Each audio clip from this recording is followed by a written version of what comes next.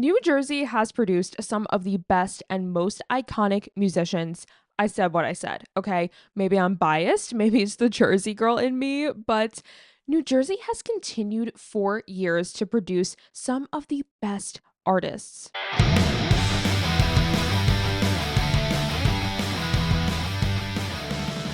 Hi, everyone. Welcome back to Pretty in Punk, the punk rock podcast. I'm your host, Fiona, your girly girl guide to the world of punk, rock, and everything in between. And I am here to talk about a state that is very near and dear to my heart.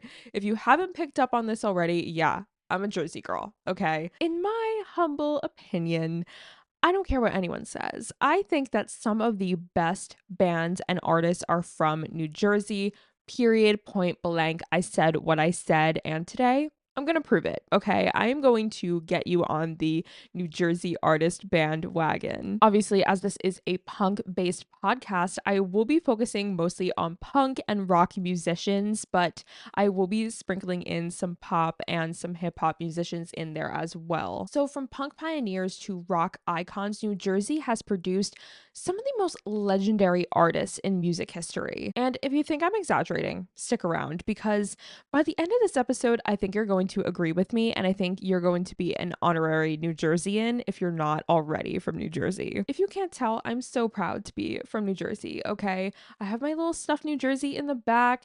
I love a pork roll, egg, and cheese. Feel free to debate in the comments whether it's pork roll or Taylor ham. So I'm very excited to bring you this episode today. But what is it about the Garden State that breeds these incredible musicians and musical greatness? Is it the location? Is it the venues? We're diving into it all today. First, I want to talk about the why. What makes New Jersey the perfect storm for a great music scene? Now, if we're talking geography, obviously, New Jersey sits in between New York City and Philadelphia, two huge, culturally diverse cities that influence the globe in all areas. And of course, this includes music. This means that musicians based in New Jersey have incredible access to the music scenes in both Philly and New York while carving out their own identities. Throughout history, New Jersey-based artists weren't swallowed by the industry machines of New York City and Philadelphia. Instead, they developed their own raw and almost working class kind of sound and attitude right in the center of it all. And speaking about the working class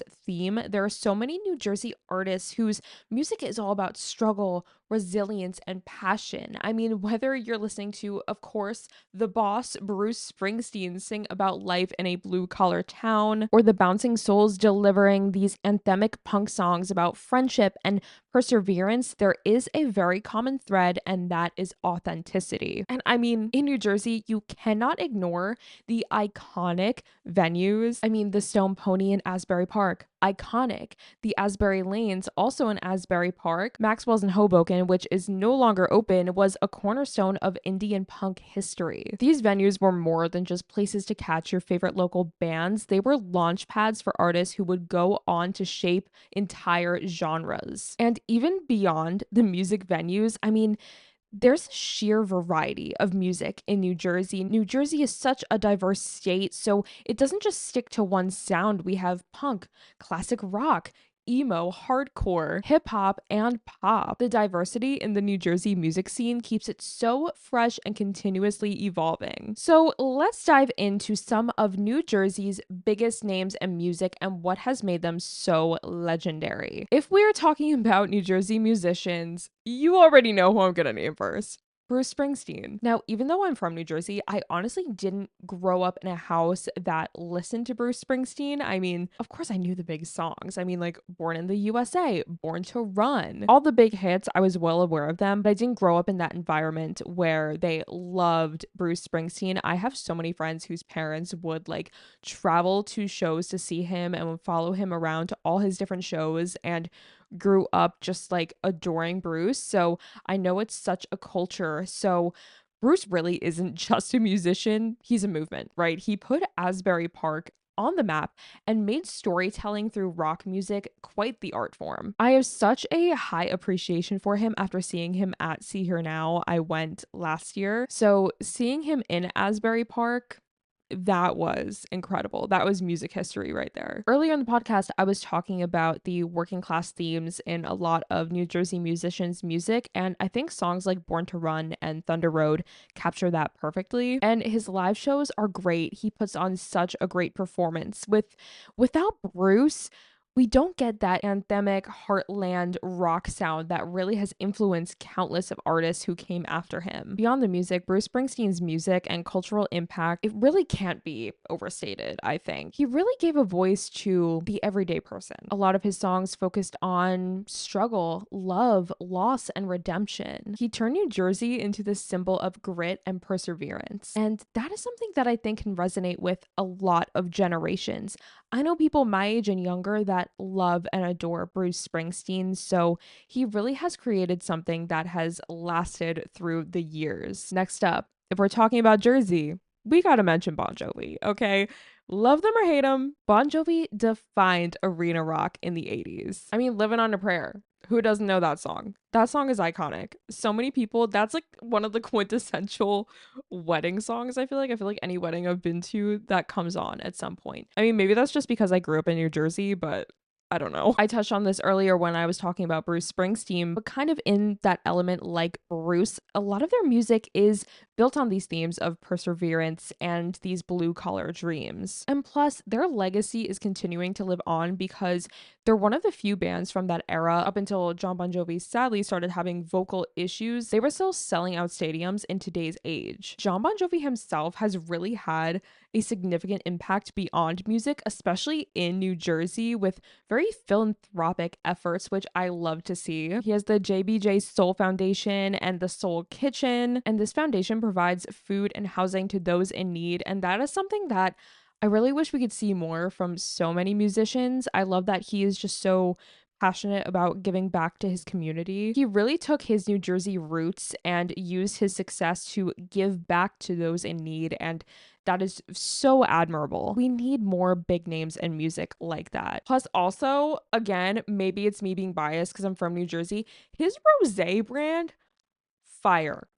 Fire. When I don't know what I want, that is what I get. It's so good. And I'm not just saying that because usually I'm not one to try like celebrity endorsed brands. I wanted to try it. I was really curious because I was hearing really good things about it.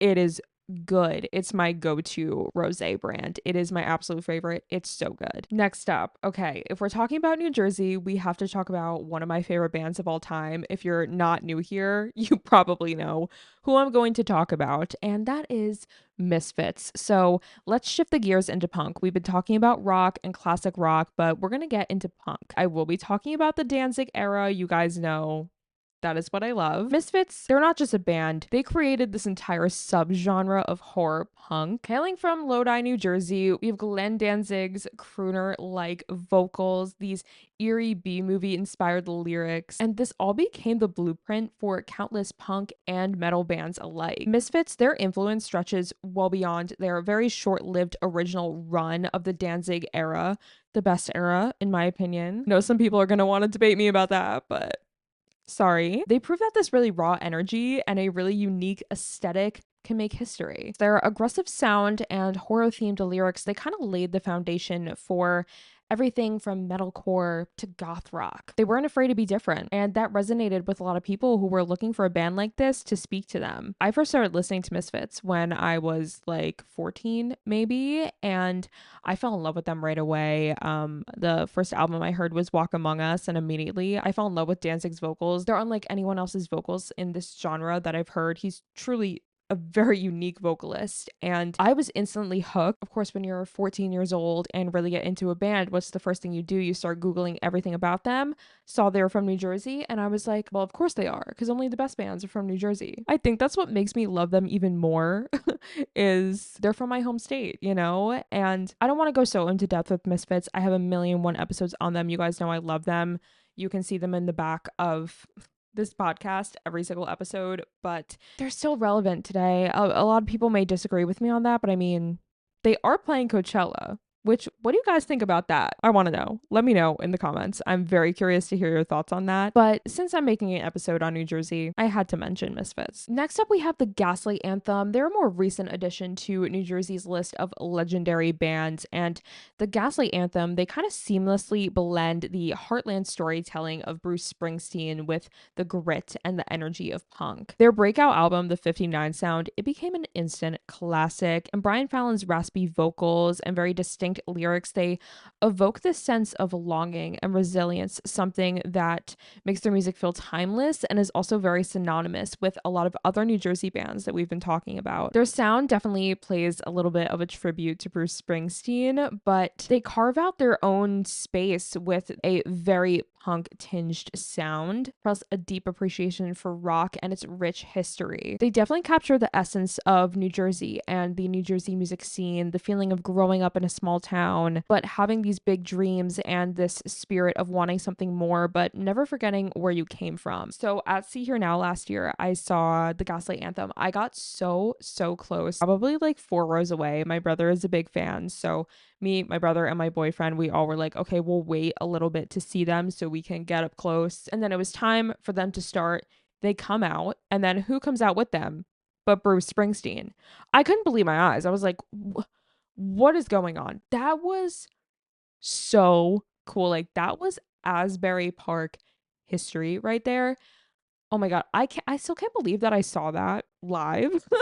it was it was incredible. It was incredible, like bucket list moment for sure. Now, if you're going to talk about the New Jersey punk scene, you have to talk about the Bouncing Souls, right? They become a cornerstone of the New Jersey punk scene and the punk scene as a whole. They're known for their infectious energy and melodic sing-alongs and their unwavering DIY aesthetic. They embody everything that makes punk, but especially New Jersey punk, so special. To me, I think whether they're playing a legendary venue like the Stone Pony in Asbury or playing festivals, the Bouncing Souls, they really remain a shining example of what it means to be a punk band with heart. And lastly, the last band I want to touch on from New Jersey is My Chemical Romance. I mean, My Chemical Romance, they didn't just put New Jersey on the map for a whole new era of rock fans, but they redefined the alternative rock genre in the 2000s. They brought this level of like theatricality and emotional depth to pop punk and emo. I mean, Three Cheers for Sweet Revenge, my personal favorite, it fused this punk energy with this dark cinematic storytelling. And The Black Parade is a genre-defining masterpiece, okay? It captured the themes of death, legacy, and perseverance in a whole new way, and you cannot talk about this genre of music without talking about My Chemical Romance. MCR to me became a movement of like self-expression and resilience and embracing your identity, and it made them more than just a band. They became this like symbol of this genre for so many people. And to me, their New Jersey roots just really shine through with their music and their unfiltered honesty, their work ethic, and their willingness to embrace something new and unique. And their eventual reunion, I mean, hello, they're going on tour this summer. It proves that their legacy remains untouchable. Please let me know if you are going to see My Chemical Romance, because I tried to get tickets, guys. I was waiting in that queue for 2 hours and it just didn't work out in my favor. But if you're going to see them, happy for you. Not at all jealous. Okay, I have been yapping about some iconic bands from New Jersey, and there are so many more, and I could go on and on and on, but we're not going to do that. So I'm just going to list off some other iconic musicians from New Jersey. So if you were like, why is she not talking about this one? I'm probably about to mention it. And if I don't mention your favorite, let me know who I miss. So some other iconic New Jersey legends include Skid Row, Thursday, Screaming Females, Senses Fail. We talked about Misfits earlier, but of course, Danzig, Whitney Houston, Kool and the Gang, Frank Sinatra, Frankie Valli and the Four Seasons, Paul Simon, Lauryn Hill, SZA, Charlie Puth, Man Overboard, Gloria Gaynor, Queen Latifah, Halsey, Fetty Wap. The list goes on, guys, okay? Like, these are so many iconic artists that span decades, and some of the people I mentioned are some of the biggest names in music, and they're from New Jersey. So all of this to say, this begs the question, why does New Jersey keep churning out legendary musicians? Number one, New Jersey has this sense of suburban rebellion, I guess you could say. Growing up in New Jersey, it means you're growing up in the shadows of bigger cities, right? And that suburban frustration, it creates this hunger to break out, to be heard, and to prove yourself. And this translates into powerful music. There's kind of like this certain restlessness that comes with living in the outside of the bigger cities. For many musicians, that turns energy into fuel. So whether it's like the heartland anthems of Bruce Springsteen, or the angst of people like My Chemical Romance, or the rowdy punk of the Bouncing Souls, New Jersey has this very suburban angst kind of feel with all of these musicians alike. New Jersey also has a diversity of sound. I mean, Jersey doesn't just produce one type of music. The state's mix of cultures, backgrounds, and influence, it means that there's always something new being created. And while, yes, I mainly touched on punk and rock in this episode, New Jersey has hip hop, pop, R&B, soul. It has it all. This melting pot of sounds and styles, it ensures that New Jersey musicians,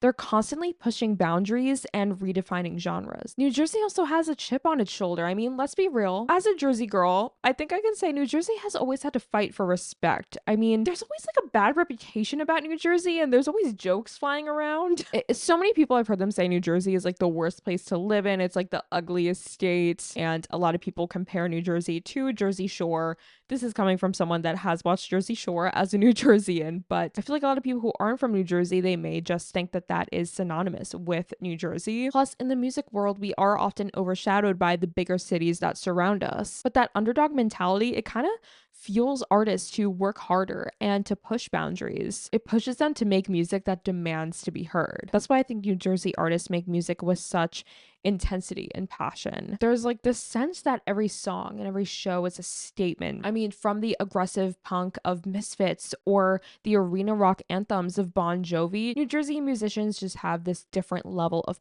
passion and grit that sets them apart. Of course, New Jersey has legendary local venues. I touched on this earlier, but from the Stone Pony to the Starland Ballroom, Asbury Lane's House of Independence, so on and so on. There's so many more, but New Jersey has venues that don't just host concerts, they build careers, and they have been symbols of music history. And so many of these spots give local artists so much stage time and chances to play with bigger acts that come in on national tours. For decades now, these venues have served as kind of like proving grounds where unknown bands get to showcase what they have. And so many people have had the chance to witness bigger bands before their breakout stardom. The energy at these venues is just undeniable. The music scene in New Jersey is incredible, and the connection between artists and fans really runs deep. Plus, the growth of See Here Now in Asbury, it makes it a hub of music unlike ever before and even bigger than before. Lastly, community and DIY. I mean, especially the punk and indie scenes in New Jersey, they've always thrived on these DIY ethics, basement shows, local zines, and a very tight-knit community. This means that young artists, they really have a chance to have a support system and have the chance to grow. And especially this means that they can really hone their craft before they go on to make it big. I mean, especially in places like New Brunswick and Glassboro, these are both college towns, so the underground scene has really been thriving there for a while and a breeding ground for these emerging punk and rock bands. And of course, the iconic Asbury Park, it's provided a home for so many singer-songwriters and bands. A lot of these bands have proved that you don't need a major label to make it big. All you really need is this loyal community behind you. That is the proof I think you need that New Jersey breeds musical legends. Whether it's stadium rock anthems, DIY punk, or these blue collar ballads, the best bands really are from New Jersey. I said what I said. Sorry. I want to hear from you. Let me know in a comment, who are your favorite artists from New Jersey, whether they are rock, pop, hip hop. I want to hear from you. Doesn't matter the genre, just let me know who your favorites are. And all that being said, I want to plug my social media. You can find me on Instagram and TikTok at Pretty in Punk Pod. And you can also find the podcast Pretty in Punk, the punk rock podcast, available on all streaming platforms, Apple Music, Spotify, you name it, I am on it. And I do post new episodes every single Friday. So thank you so much for watching, and I will see you next week in the next episode.